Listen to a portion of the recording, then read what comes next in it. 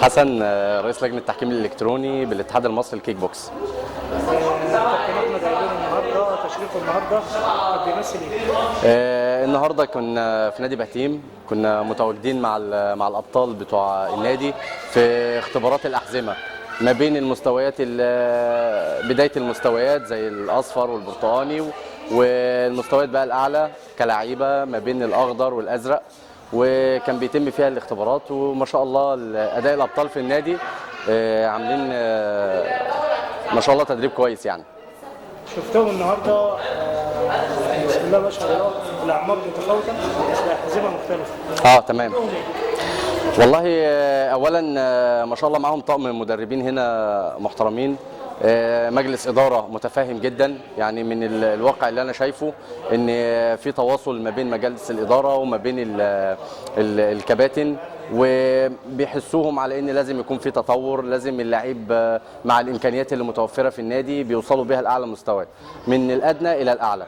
فانا شايف الاعمار هنا ما شاء الله بتأدي اداء كويس، حتى المستويات الصغيره في البراعم والمواهب بيأدوا الحزام بشكل محترف، وصولا بقى لمرحله الشباب والعموم بيأدوا المستويات بشكل محترف قوي يعني ما شاء الله. وغالبا هم ابطال كمان وحاصلين على بطولات كويسه في الاحتراف سواء كان في الجمهوريه. ده في اللعبه يا كابتن. رياضه الكيك بوكس قبل ما انها تكون رياضه فنون دفاع عن النفس، هي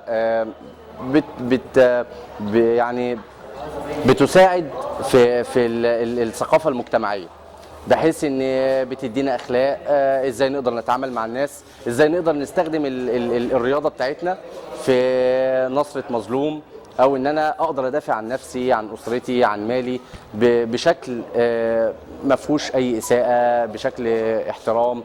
ودي الاهداف الاساسيه ليها. وطبعا حفاظ بقى الرياضه في حد ذاتها وقايه من اي حاجه، من اي امراض.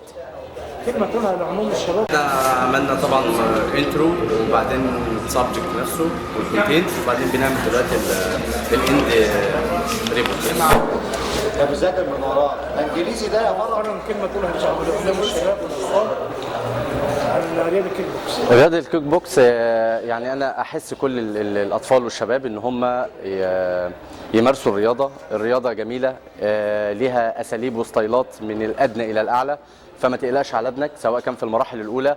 عندنا اساليب بسيطه جدا بنقدر نتعامل، والمدربين طبعا مع كميه الدورات والسيمينارات اللي بتتم في الاتحاد على كيفيه تعامل المدرب مع اللاعب في مراحله الاولى لوصوله الى الاحتراف والعالميه.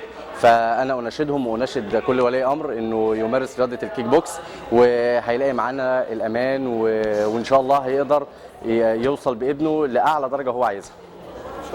شكرا. شرفتنا.